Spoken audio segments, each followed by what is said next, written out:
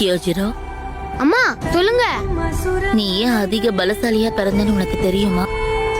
பலவீனமானவங்களை நீ காப்பாத்தணுன்றதுக்காக. இறைவன் உனக்கு கொடுத்த இந்த பலத்தை வச்சு எப்பவும் மத்தவங்களை நீ காயப்படுத்த கூடாது. உன் சுயநலத்துக்காக யாரையும் காயப்படுத்த கூடாது. இந்த விஷயத்த என்னைக்கும் நீ மறக்கவே கூடாது. மாட்டேன்.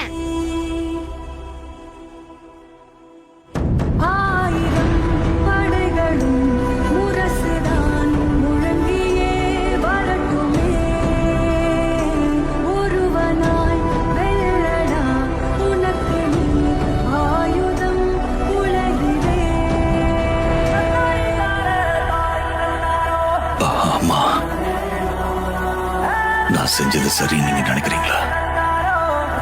நீ என்ன பெருமைப்படுத்திட்ட கண்ணா.